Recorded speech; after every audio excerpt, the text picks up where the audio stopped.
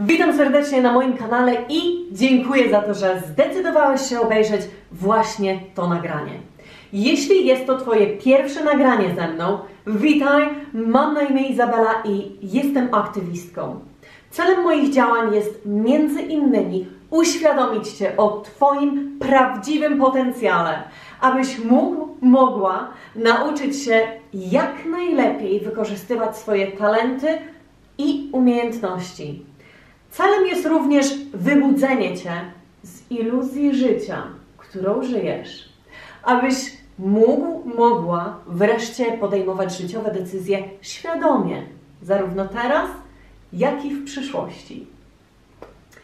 Jako aktywistka pragnę przywrócić porządek temu światu, aby przyszłe pokolenia mogły doświadczyć jedynie miłości, pokoju i sprawiedliwości, a tym samym mogli cieszyć się wolnością i kreować własną rzeczywistość zgodnie ze swoimi upodobaniami.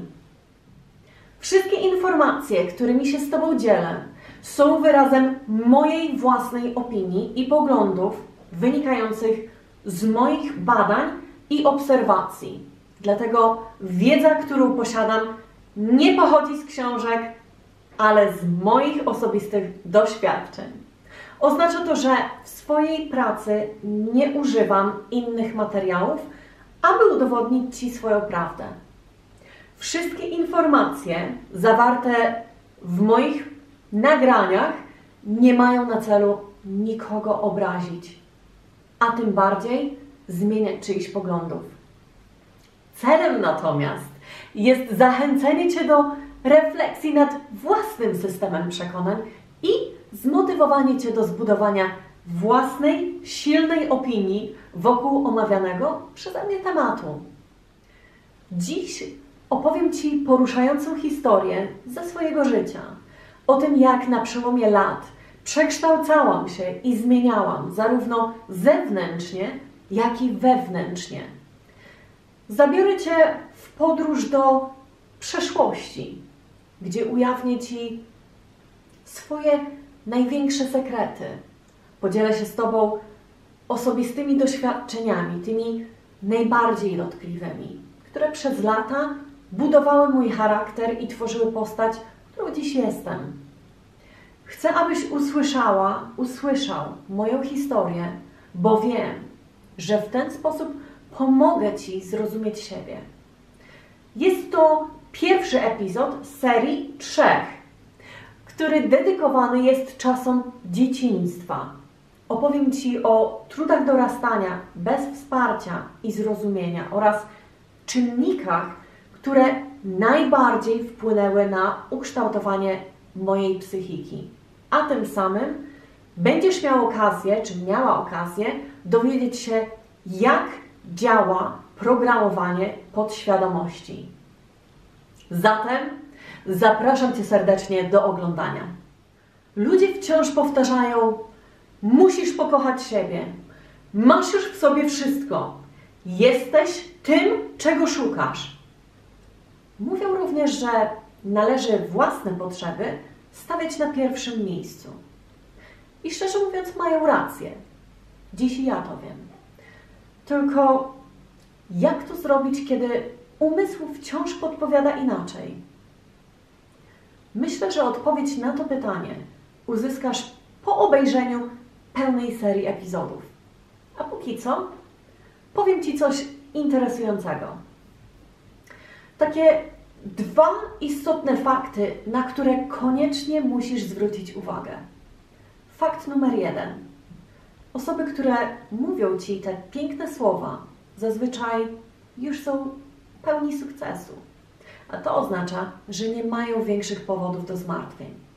Na przykład Jennifer Lopez czy Oprah, które mówią Ci, że możesz manifestować do swojego życia sukces i pieniądze w zaledwie 2 minuty.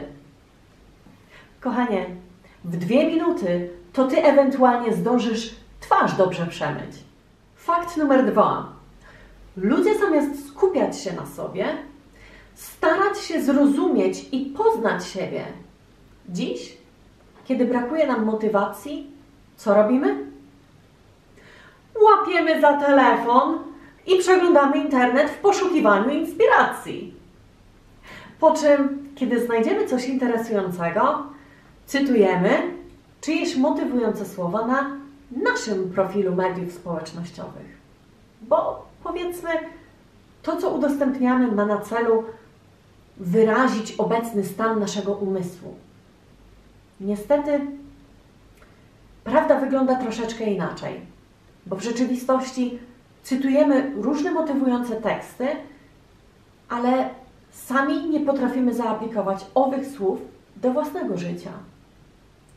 Bo widzisz, to, że coś mądrze brzmi, czy fajnie wygląda, to jedna rzecz. Natomiast drugą rzeczą jest pytanie, czy my w ogóle zrozumieliśmy przesłanie?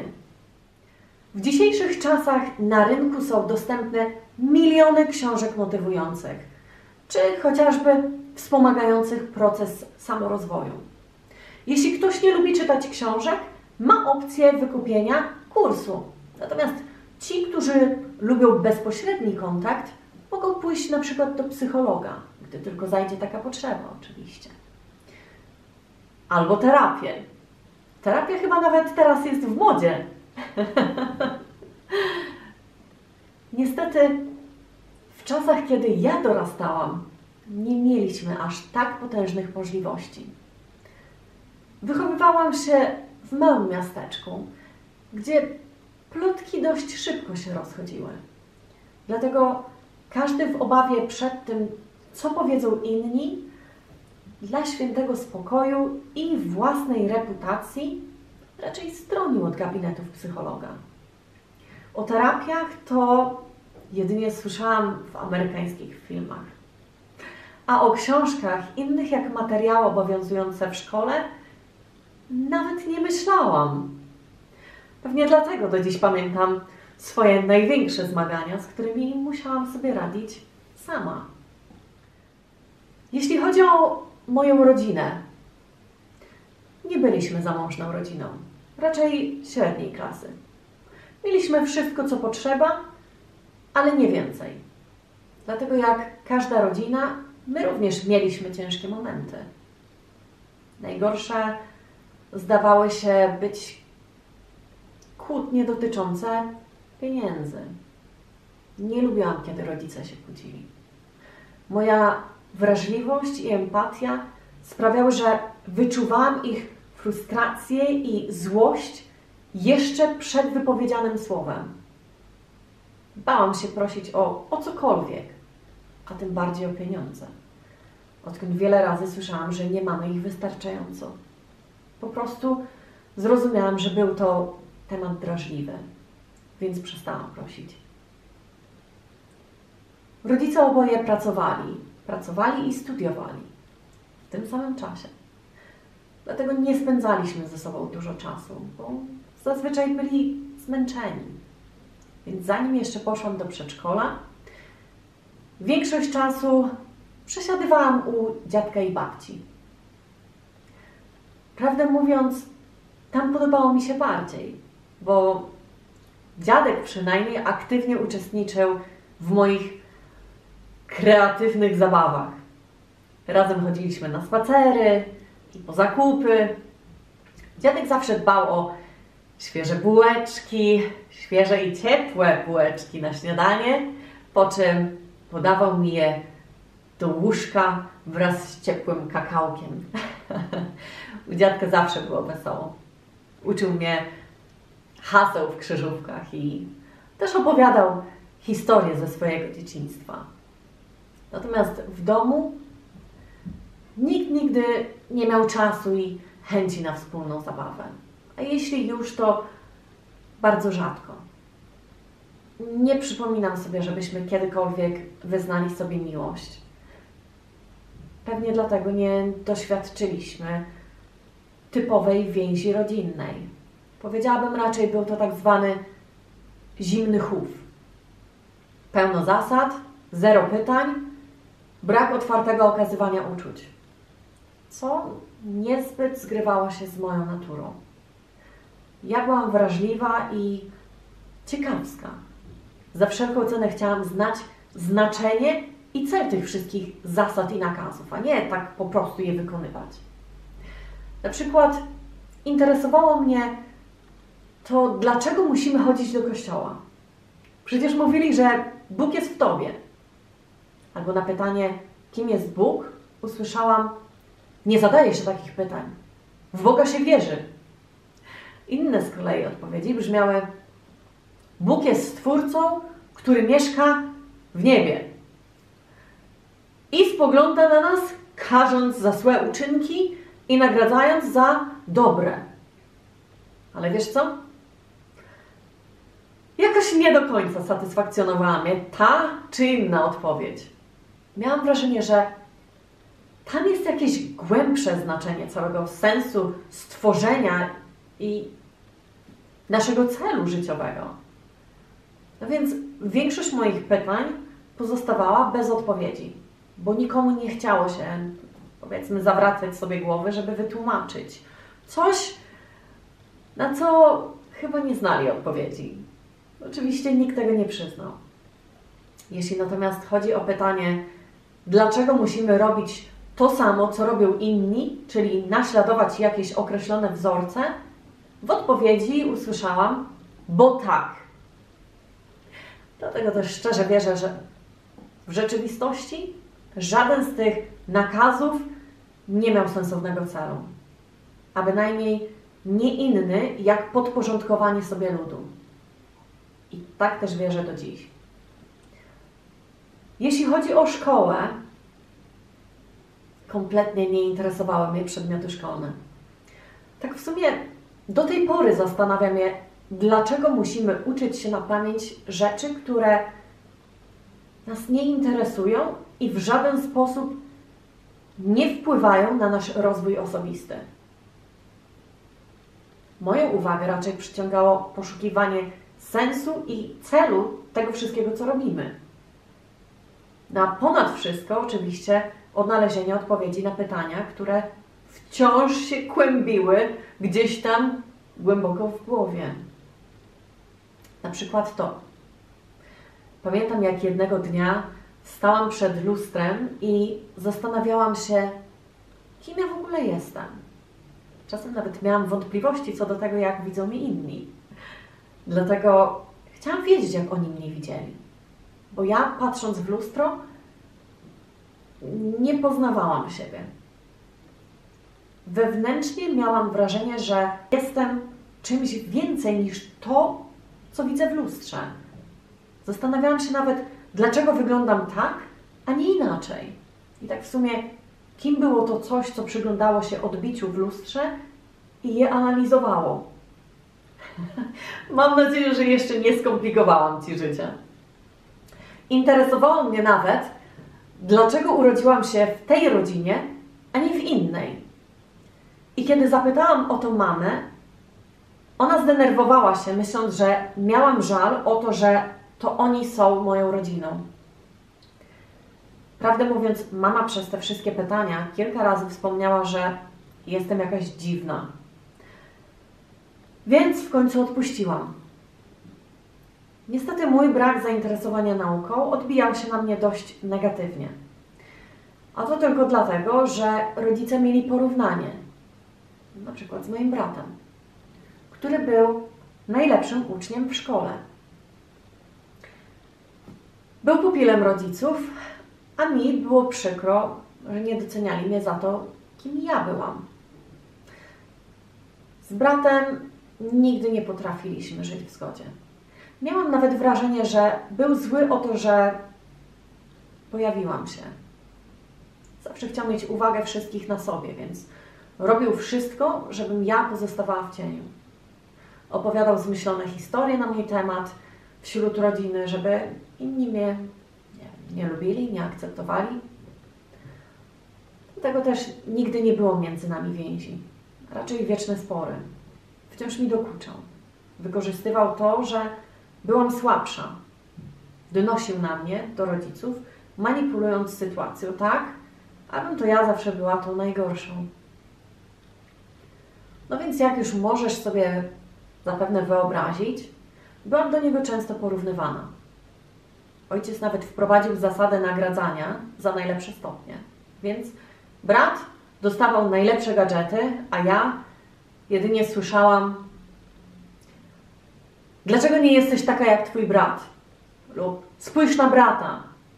Jak będziesz się tak dobrze uczyła, to też coś dostaniesz. Niestety nigdy do tego nie doszło, bo ja byłam czwórkowym uczniem. A te wszystkie teksty siedziały mi w głowie przez wiele kolejnych lat i wręcz wprowadzały mnie w amok. I w konsekwencji poskutkowało to zrodzeniem się długiego łańcucha negatywnych przekonań na własny temat. A więc wszystko zaczęło się od ciągłej nieobecności rodziców. Nie odbierz mnie źle, oni byli w domu, ale ciągle zajęci swoimi sprawami. I mimo tego, że jako dziecko byłam dość wyrozumiała i wierzyłam, że naprawdę robili wszystko, żeby dostarczyć nam co potrzebne, to i tak ich nieobecność plus brak bliskości sprawiły, że przez większość czasu czułam się niekochana, odepchnięta, niepotrzebna i osamotniona. Byli dobrymi rodzicami, ale wymagania stawiane przez ojca bez słowa wsparcia były niczym najwyższe przeszkody do pokonania, bynajmniej dla dziecka. Kiedy zdarzyło mi się podpaść lub nie spełnić oczekiwań, ojciec stosował surowe kary, które według mnie były niestosowne. Do dziś nie rozumiem, dlaczego ludzie myślą, że bicie dziecka jest częścią dobrego wychowania. Ciągłe porównywanie mnie do brata sprawiło, że w końcu faktycznie uwierzyłam, że byłam gorsza, niewystarczająca, że nie zasługiwałam na lepsze traktowanie, że muszę ciężej pracować, żeby zasłużyć na cokolwiek, że muszę starać się bardziej, żebym była doceniona. Więc na przykład sprzątałam dom, żeby pomóc w obowiązkach i choć trochę poczuć, że ktoś jest wdzięczny za moje starania. A kiedy udawało mi się dostać możliwie najwyższe stopnie, cieszyłam się, myśląc, że w końcu przyniosę ojcu dumę, ale zamiast tego usłyszałam, że zawsze mogłabym mieć takie stopnie, bo brat miał same szóstki. Jeszcze inną rzeczą, która ogromnie wpłynęła na moje programowanie, była reakcja bliskich na moje zainteresowania i głębokie pytania, które zadawałam. Nikt nie chciał ze mną dyskutować. Odsyłali mnie do książek, a ja przez to czułam się inna, dziwna, no i niezrozumiana, bo ja myślałam inaczej, jak oni. Tym samym w konsekwencji wieloletnich negatywnych doświadczeń, które wielokrotnie powielały się, uwierzyłam, że jestem ofiarą losu, więc byłam nastawiona na porażkę. Wciąż powtarzałam sobie: nikt mnie nie kocha, nikomu nie jestem potrzebna, jestem głupia, bo nie rozumiem matmy czy chemii. Zresztą potwierdzali to nauczyciele, którzy nie hamowali się w swoich komentarzach. Na przykład mówiąc, że jesteśmy tumanami, bo to niedorzeczne, jak można czegoś nie rozumieć. Więc przed sobą uważałam, że jestem nikim. A potem doszło jeszcze kilka sprzeczek między mną i mamą, w których powiedziała mi, że żałuje, że się urodziłam, a przez to i ja tego żałowałam. W końcu przestałam wierzyć w jakikolwiek cel mojego istnienia. Poczucie, że nie potrafiłam sprostać stawianym mi wymaganiom, wprawiło mnie w poważne kompleksy. Zaczęłam porównywać się do innych i kiedy dostawałam gorszą ocenę, miałam do siebie wyrzuty o to, że nie potrafiłam się czegoś nauczyć. A nie potrafiłam, bo tego nie rozumiałam. Nauczyciel tłumaczył tą samą teorię 100 razy, a ja i tak jej nie rozumiałam. Bo widzisz, jeszcze wtedy nie wiedziałam, że przyczyną tego były moje przekonania, które okazały się być potężną blokadą. Natłok tych przytłaczających uczuć w końcu wytworzył jakiś wewnętrzny konflikt, którego kompletnie nie rozumiałam. Ale bałam się przyznać, że coś się dzieje, czy że coś mi nie wychodzi, bo nie chciałam, żeby rodzice jeszcze bardziej byli zawiedzeni. Więc męczyłam się ze wszystkim w samotności. Zdawałoby się, że najbliższe mi osoby, a jednak miałam wrażenie, że każdy był skupiony wyłącznie na sobie. Coraz bardziej zaczynałam wierzyć, że nie pasowałam do tej rodziny. Mimo mieszkania pod jednym dachem, czułam, że oni byli mi zupełnie obcy. Więc każdego dnia modliłam się, żeby wydarzyło się coś, co sprawi, że będę mogła zniknąć. Niestety miesiące mijały, a nic nie ulegało zmianie. W końcu podjęłam decyzję, że odbiorę sobie życie. I tak bez większych planów, któregoś popołudnia, kiedy wszyscy byli w domu, zamknęłam się w pokoju i wzięłam garść jakichś tam tabletek, które znalazłam w kuchennym schowku, a po jakiejś dłuższej chwili, powiedzmy, straciłam przytomność. Nie wiem na jak długo, ale wiem, że obudziło mnie jakby uderzenie w twarz i głos mówiący, że to nie jest jeszcze moja pora, bo mam coś ważnego do ukończenia. No więc pogodziłam się z faktem, że dalej musiałam akceptować swoją codzienność u boku tych samych ludzi, ale mimo wszystko przez resztę dnia już nie wychodziłam z pokoju, bo czułam się otępiała i oczywiście struta. Ale wiesz, co jest najzabawniejsze z tego wszystkiego? Że nikt nawet nie zauważył tego mojego przedstawienia, które właśnie odegrałam. Ale już mi było wszystko jedno. Wiem jedynie, że od tamtej pory coś się we mnie zmieniło.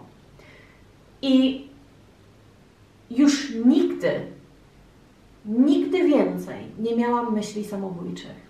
Natomiast długo analizując sytuację w domu, zauważyłam, że istnieje inny sposób, aby zwrócić na siebie uwagę. Zawsze, kiedy łapałam przeziębienie, ktoś automatycznie interesował się mną i poświęcał mi więcej uwagi.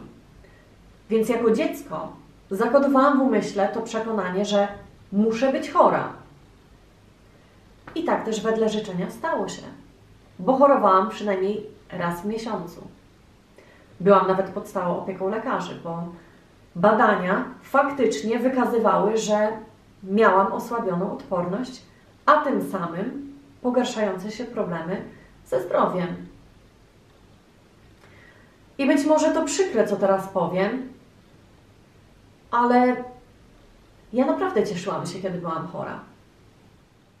Natomiast troszeczkę później, bo około 12 roku życia, przestałam walczyć o uwagę rodziców i zaczęłam więcej uwagi poświęcać swoim pasjom. Tańczyłam, śpiewałam, uczestniczyłam w różnych zajęciach muzycznych, plastycznych, jeździłam na zawody, występowałam lokalnie. I to właśnie dzięki pasjom zrozumiałam, że smutek, który nosiłam w sercu, mogę zastąpić zamiłowaniem do czegoś. A więc w wolnych chwilach na przykład pisałam wiersze, piosenki, malowałam, wymyślałam choreografię, a czasem nawet występowałam przed rodziną. Ale też dzięki pasjom nawiązałam nowe znajomości. I tak też budowały się moje pierwsze przyjaźni, które w późniejszym etapie stały się ważniejsze od rodziny. Czego nie rozumiał dziadek, który przez wiele lat był najważniejszy. Raptem obraził się i odwrócił ode mnie. A któregoś dnia nawet powiedział, że nie wierzy, że kiedykolwiek coś w życiu osiągnę. Prędzej zajdę w ciążę i będę samotnie wychowywać dziecko. I tak aż po dzień dzisiejszy czuję, że on wciąż ma do mnie uraz. Dla dziewczynki w wieku dojrzewania potrzebne jest wsparcie kogoś, kto rozumie, przez co ta przechodzi. A dziadek niestety nie był taką osobą, bo z koleżankami dzieliłyśmy te same rozterki czy domowe konflikty. Jak to dzieci. Zawsze otwarcie rozmawiałyśmy o naszych problemach. Ale mimo wszystko nigdy nie pokazałam innym, jak bardzo mnie to wszystko dobijało. Chciałam, żeby inni widzieli, że radzę sobie z emocjami. A więc nikt nigdy nie poznał mojej wrażliwej natury. I to nie dlatego, że nie chciałam jej ukazać. To po prostu te wcześniejsze doświadczenia tak bardzo na mnie wpłynęły, że w końcu stałam się kimś zupełnie innym od osoby, którą byłam wcześniej. Raptem wszystkie negatywne słowa rzucane w moim kierunku stały się motywacją do budowy silniejszej wersji siebie. Włączyła się we mnie buntowniczka. I zaczęłam robić wszystko na przekór istniejącym zakazom i nakazom. Ojciec zawsze był przeciwny moim noclegom u koleżanek, więc kiedyś po prostu nie wróciłam do domu na noc. Natomiast następnego dnia czekał w progu mieszkania ze skórzanym pasem, żebym do końca życia zapamiętała swoje błędy. Nigdy nie było rozmowy, wyjaśnienia sobie wzajemnie, dlaczego jest tak, a nie inaczej, dlaczego nie może być inaczej. Ja zamiast tego miałam karę na wychodzenie z domu, spotykanie z koleżankami, telefon czy telewizję. Miałam siedzieć w swoim pokoju i żałować za grzechy. Te wszystkie domowe konflikty często faktycznie doprowadzały mnie do płaczu. Dlatego czułam, że ta buntownicza wersja mnie zbudowała tak jakby barierę ochronną wokół siebie, aby nikt przypadkiem nie odkrył, jak bardzo cierpiałam.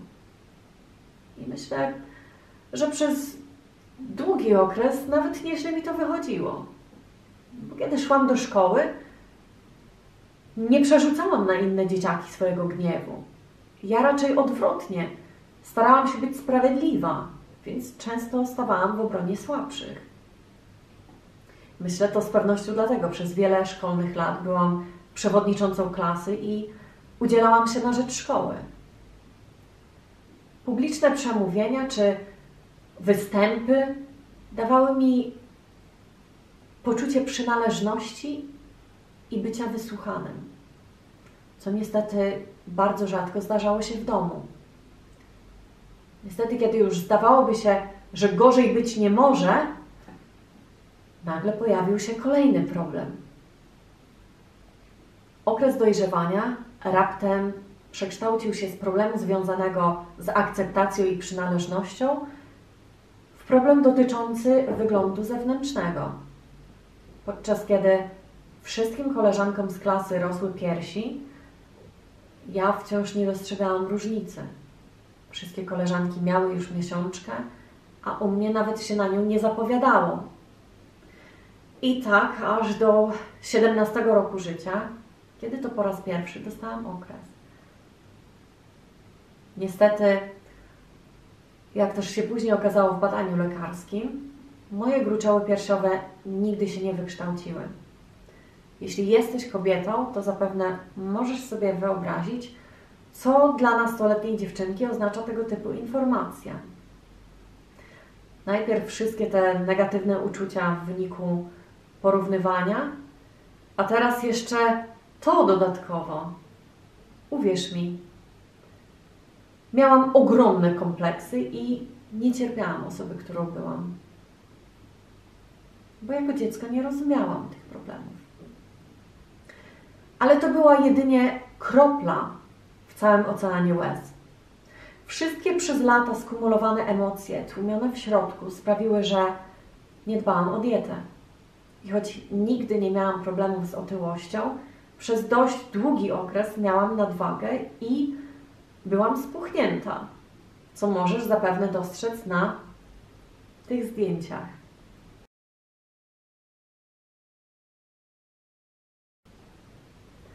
Czy tak wygląda osoba, która kocha siebie? Raczej nie. Dziś, patrząc na te zdjęcia, przypominam sobie, jak bardzo nienawidziłam swojego odbicia w lustrze, które próbowałam zamaskować makijażem. Czy miałam problemy z innymi dzieciakami?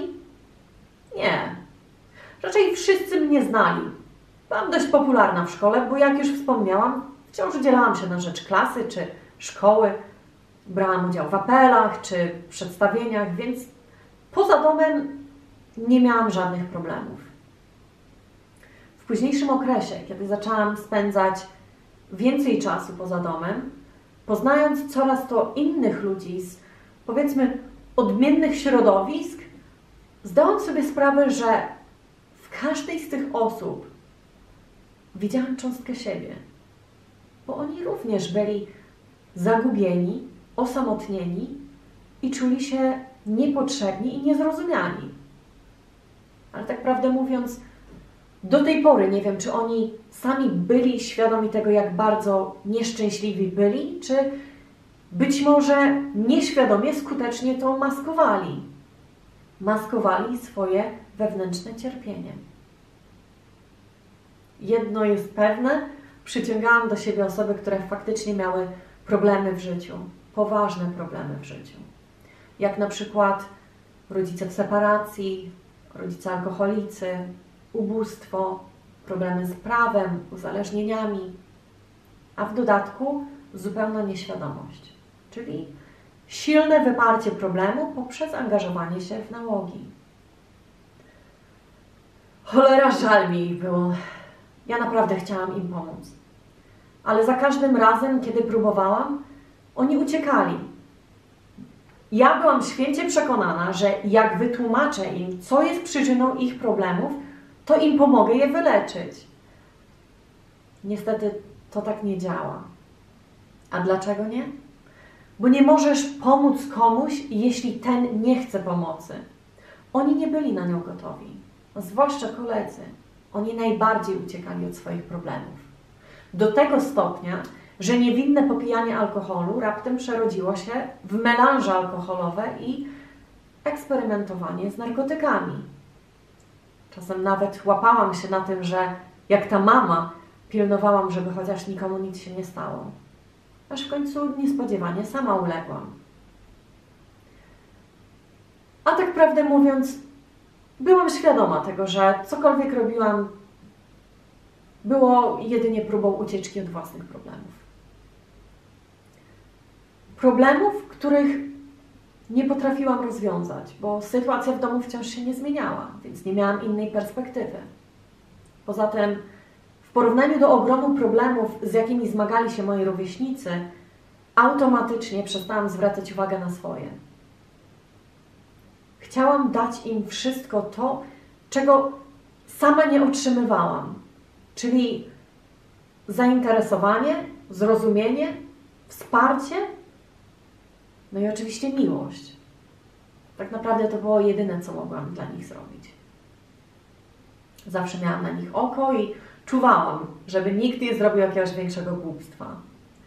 Bo o to akurat było dość łatwo u zbuntowanego nastolatka, który wychował się na ulicy. Myślę, od zawsze miałam w sobie dużo empatii i współczucia dla innych. Nie selekcjonowałam i do tej pory nie selekcjonuję ludzi na gorszych czy lepszych. Tak w sumie nigdy nie rozumiałam, dlaczego człowiek wykreował te wszystkie podziały. Bo ja nigdy nie chciałam, żeby ktoś poczuł się mniej ważny. Byłam wrażliwa na uczucia innych. Co niestety często sprawiało, że z troski o kogoś oddawałam mu własną energię, na przykład angażując się w jego problemy. Tym sposobem przyjmowałam na siebie czyjeś bóle, a w dodatku uciekając od własnych, często doprowadzałam się do choroby. Bo przecież stres i tłumione negatywne uczucia znacząco obniżają naszą odporność. Więc na przykład często łapałam infekcje. Miałam różne alergie, czy nawracające zapalenie zatok i tak dalej, dużo tego było. A jednak mimo wszystko ignorowałam własne potrzeby i zdrowie. Stawianie innych na pierwszym miejscu było wręcz priorytetem. Jeśli chodzi o dietę, to zwłaszcza w okresie studiów, myślę, wyglądała jak jeden wielki śmietnik. Rozregulowane godziny jedzenia, alkohol spożywany w nadmiarze, fast foodowe jedzenie o każdej porze dnia i nocy. I choć wiedziałam, że dnia kolejnego czuję swoją bezmyślność, ja wciąż powielałam te same błędy. A żeby jeszcze było mało, swoją niemożność kontrolowania stresu uspokajałam papierosami. Domyślam się, że co dla niektórych być może to wciąż jest rzeczywistość. Dlatego mam nadzieję, że jeśli tak wygląda właśnie Twoje życie, to chcę, żebyś to Ty w szczególności wzięła czy wziął te wszystkie uwagi do swojego serducha. Ok? Zanim jeszcze poszłam na studia, dokładniej w wieku 16 lat, związałam się z chłopakiem, którego poznałam kilka lat wcześniej, wychodząc z zajęć tanecznych bodajże. A dokładniej 4 lata wcześniej. Zabawne, że od momentu poznania nie widzieliśmy się, aż do momentu, kiedy ukończyłam 16 lat. A mimo wszystko dane nam było spotkać się ponownie i zbudować ten piękny, ale trudny związek, który był niczym roller coaster. Był moją pierwszą miłością. Nasz związek przetrwał niecałe 4 lata z przerwami. Pochodziliśmy z totalnie innych środowisk. Byliśmy zupełnie inaczej wychowani. A mimo wszystko rozumieliśmy się bez słowa. Na początku była to relacja bardziej kumpelska. Bo jak dobrze pamiętam, on był bardzo zablokowany na miłość. Spotykał się ze mną, ale nie okazywał żadnych uczuć. I kiedy po około roku w końcu powiedziałam mu, że mam dość tych podchodów i nie będę tolerować jego oziębłych zachowań, ten raptem otworzył się i wyznał mi miłość.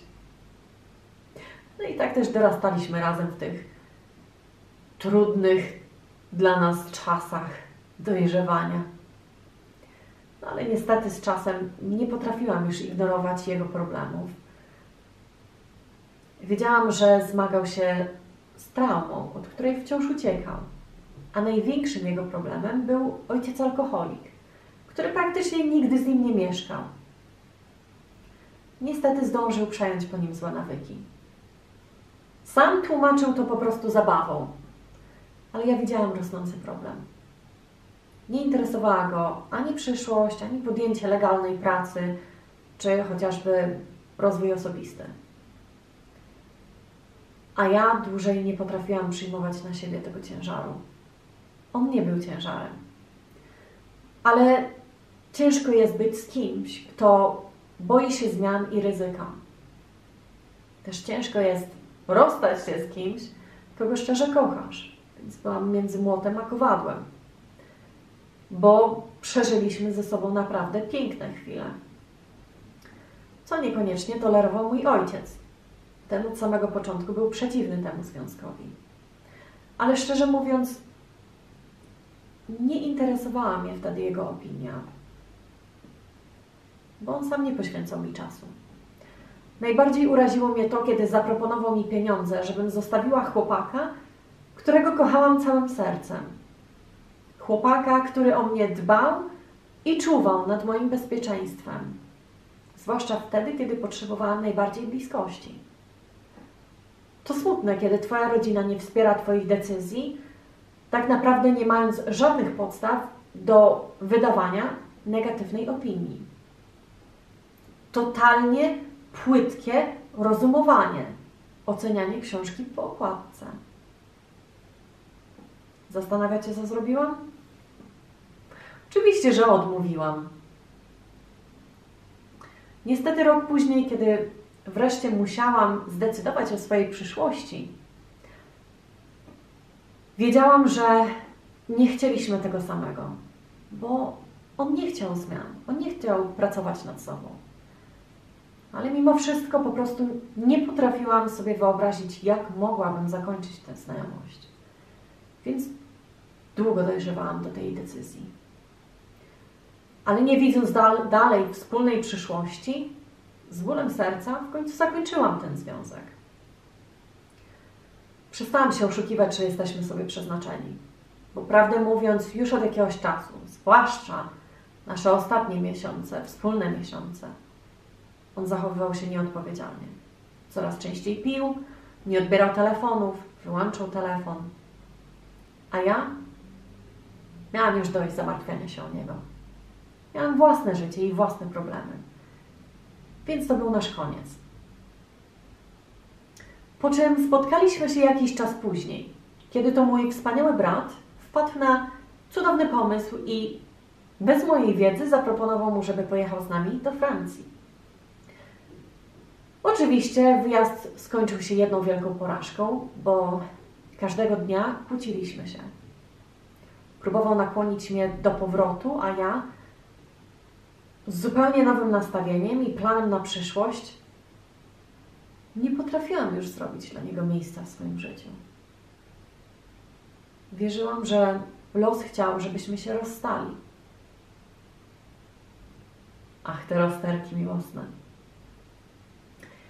I tak też chwilę po powrocie z Francji w końcu był czas na przeprowadzkę do Poznania. Do Poznania, gdzie miałam rozpocząć totalnie nowy etap w życiu i podjąć studia kosmetologii. Więc udało mi się zdać liceum. Wbrew temu, co mówił dziadek. Kochani, i właśnie tymi słowami zakończymy rozdział dzieciństwa. Czy wysnuliście już jakieś wnioski? A może możecie rezonować z którymś z moich doświadczeń? Jeśli tak, kochani, to zapraszam do sekcji komentarzy, gdzie możecie podzielić się własną opinią i własnymi doświadczeniami. Chętnie poznam Wasze historie i wspólnie wymienię poglądy. W końcu jesteśmy tu po to, abyśmy razem wspierali się i przekształcali w coraz to lepsze wersje siebie. Kochani, oczywiście zapraszam do oglądania kolejnych epizodów, gdzie dowiecie się, jak potoczyło się moje życie w dalszych etapach. A tym samym będziecie mieli szansę ocenić postęp mojej transformacji, ale też związane z nią doświadczenia i kolejne, jeszcze większe rozterki. Dowiecie się również, jak zakodowane przeze mnie w dzieciństwie przekonania wpłynęły na moje późniejsze życie, a w tym podejmowane przeze mnie decyzje i budowanie relacji z nowo poznanymi ludźmi. Kochani, dziękuję serdecznie raz jeszcze za oglądanie. Pozdrawiam Was i do następnego razu. Czekajcie na drugą i trzecią część. Hej!